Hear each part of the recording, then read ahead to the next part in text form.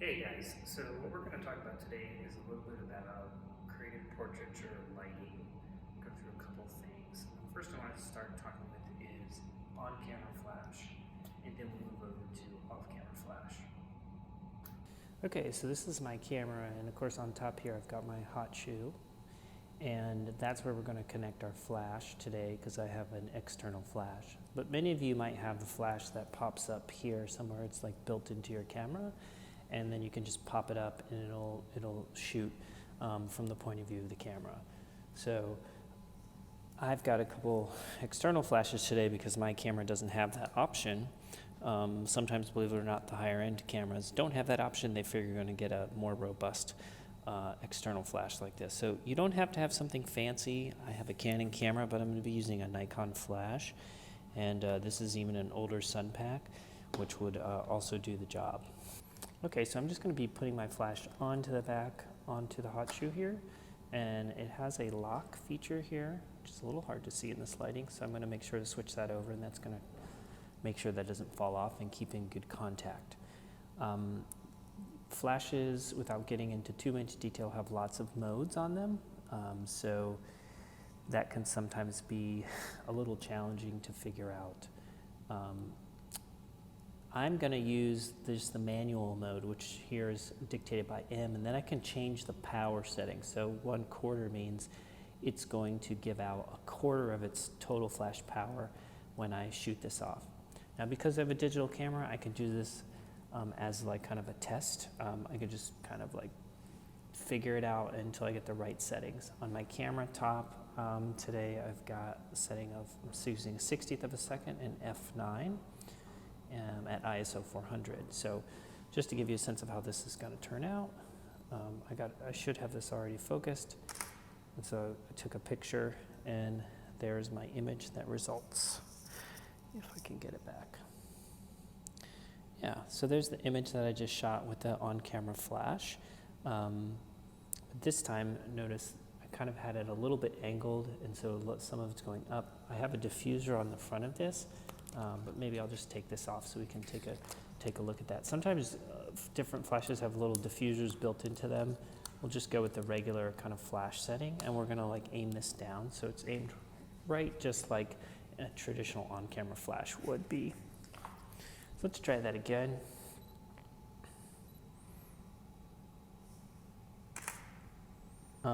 So yes, it's a little bit more powerful than it was because I took that diffuser off. So I'm gonna have to turn down my power setting. Ooh, maybe even 1 2/3 stop. Let's try that again.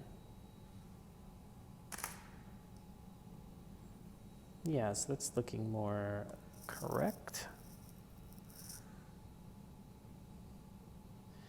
And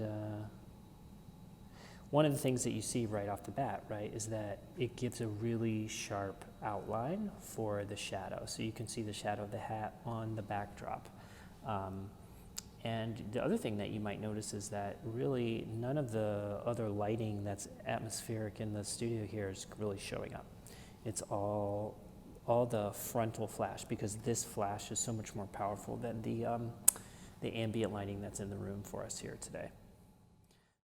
You know, you don't have to keep obviously your camera on the tripod when you're using frontal flash, and so get out, play around with it, see what else you can do.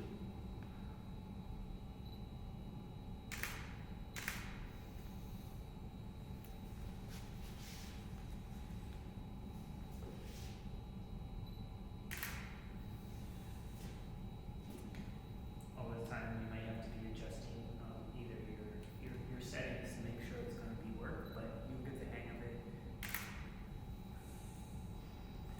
And it has that really kind of harsh, kind of frontal like glare. There's a whole aesthetic to that you might really enjoy. So I encourage you to play around with it and see what you can do in that regard. Okay, so now what we're going to talk about is how to do off-camera portable flash. So, and another thing that's nice about some of these external units is you might notice is that you can adjust the directionality of the flash. So you can use that to your advantage. You can instead of going right at the person, you could bounce it. You could bounce off a sidewall. You could bounce off a ceiling. So those are options as well. You get into those.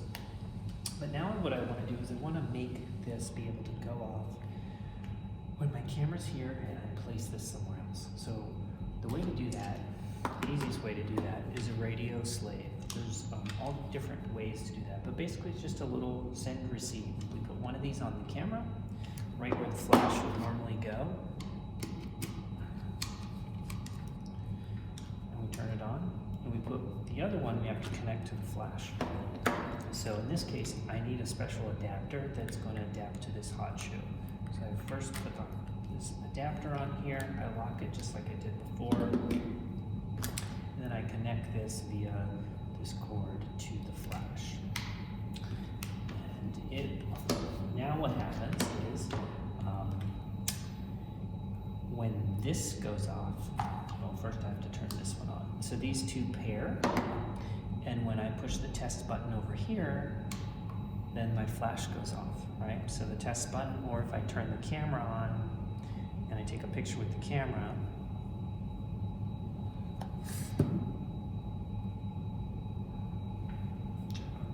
focus. When the camera goes off, then the flash goes off. So we have these two things paired. So now really what I need to do is I could either have somebody hold this, or I need to figure out a place to put it. So it could be as simple as just like sitting it down somewhere. Sometimes handy flashes have a little desktop holder where I can basically just slide this in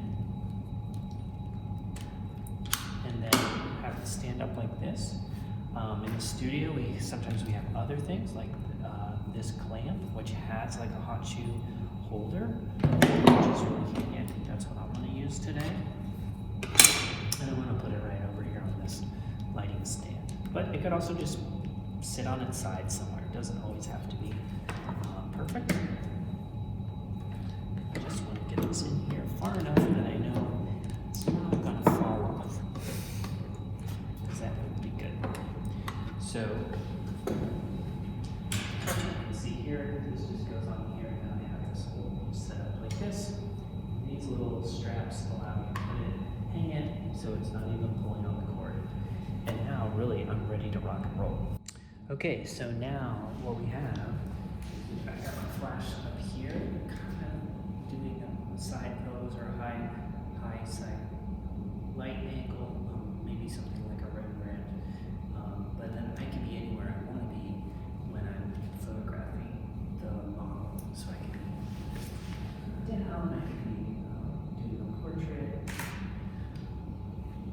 and playing around with light. Now, one of the things that I wanted to show you is still, I'm shooting at 60 and f9, and the light that's coming out here is my primary. If I wanted to try to get some of this ambient light to show up, I'm gonna have to, I can do that, I'll just have to have a longer exposure, so I have flash plus ambient lighting. Now when you're working with a live model, it may not be that easy, because the model's gonna move. So take those things into consideration, but I just wanted to show you how that will work.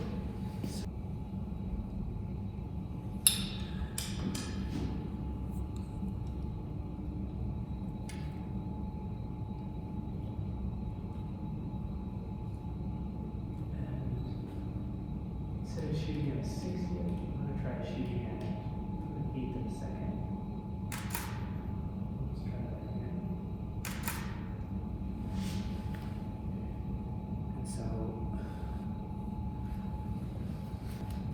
so what we can see now is we definitely have a little bit of fill in on the shadow compared to before. Pull that a little bit further. Maybe go down to 1/4 of a second, even 1/2 a second. And then really start to change the way the image looks by balancing my two light sources. So